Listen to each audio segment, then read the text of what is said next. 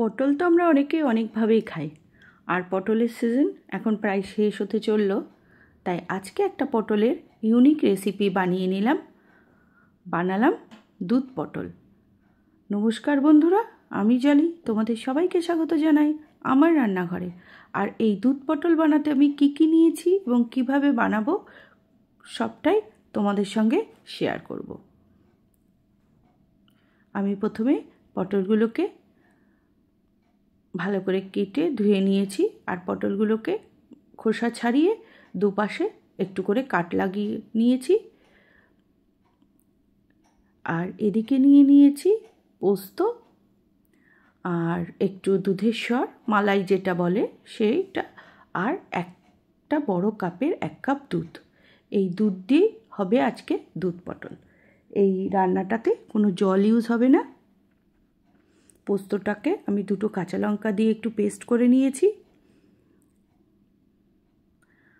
আর এবার কড়াইতে তেল দিয়ে দিয়েছি। আমি এটা সাদা তেলে করছি, কেউ চাইলে সর্ষের তেলেও করতে পারো।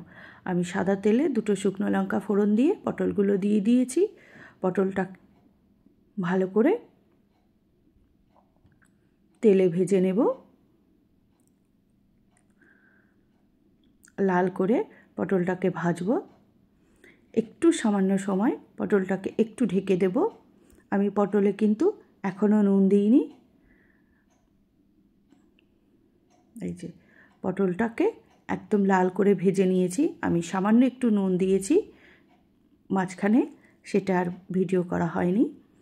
এবার এর মধ্যে দিয়ে দিচ্ছি একটু কাশ্মীরি লঙ্কার গুঁড়ো আর একটু ধনে গুঁড়ো দেব। এই যে একটু 1 চামচ কাশ্মীরি লঙ্কার গুঁড়ো আর 1 চামচ ধনে গুঁড়ো দিয়ে পটলটাকে সামান্য সময় একটু নাড়াচাড়া করে নেব। আর এর মধ্যে দিয়ে দেব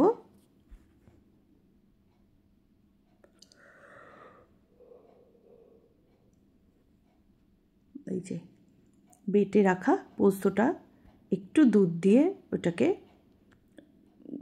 এই যে মিক্সি বাটিটা দুধটাই এখানে ইউজ করে নিলাম।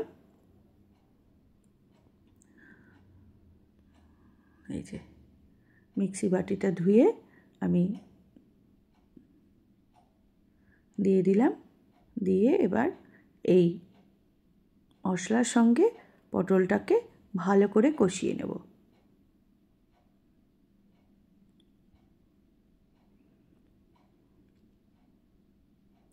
আর অসম্ভব সুন্দর একটা রেসিপি। আমি পরিমাণ মতো নুন দিয়ে দিলাম।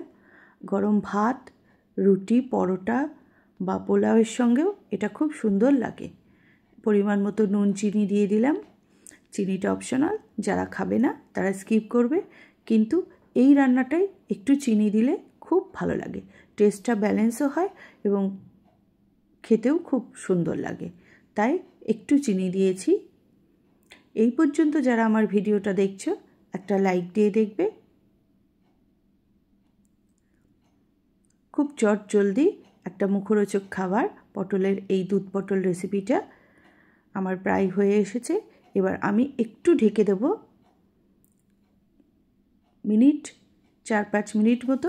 এটা একটু ঢেকে রেখেছিলাম। পটলটা আমার ভাজাই ছিল, সেই জন্য অনেকটাই সেদ্ধ ছিল। একটুখানি ঢেকে রেখে আমি এবার ওপর থেকে, এই যে গ্রেভিটা দেখো একদম প্রায় রেডি হয়ে গেছে, আর কালারটা দেখো জাস্ট অসাধারণ। আর 2-3 মিনিট মতো একটু ঢেকে দিয়েছিলাম। ঢেকে এই যে ঢাকনাটা তুলে এবার আমি এর ওপর থেকে ছড়িয়ে দেব। কালারটা দেখো জাস্ট অসাধারণ। এবার এর ওপর থেকে ছড়িয়ে দেব একটু কসুরি মেথি। এই যে দুধ পটল আমার প্রায় রেডি হয়ে এসেছে।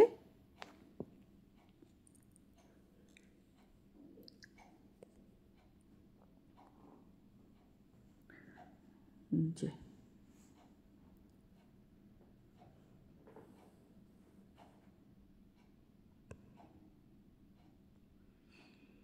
ওপর থেকে এই যে কসুরি মেথিটাকে একটু মাইক্রো ওভেনে আমি ঘুরিয়ে একটু রোস্ট করে নিয়েছি, রোস্টেড কসুরি মেথি আর ওই যে মালাইটা যেটা দুধের সর ছিল সেইটা দিয়ে একটু নাড়াচাড়া করে আমি এবার গ্যাসের ফ্লেমটা অফ করে দেব।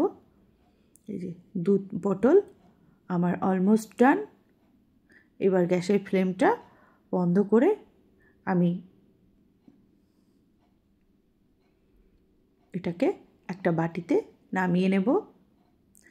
আমার এই দুধ পটলের রেসিপি তোমাদের কেমন লাগলো অবশ্যই জানাবে। ভালো লাগলে আমার চ্যানেলটাকে লাইক ও সাবস্ক্রাইব করে আমার পাশে থেকো।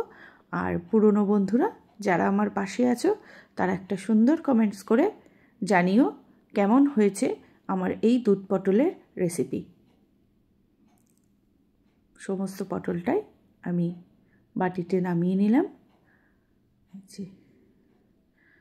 মাখো মাখো একটা গ্রেভির সঙ্গে এই দুধ পটলের রেসিপিটা ভাতের সঙ্গে জমে যায়, অসাধারণ লাগে এই দুধ পটল।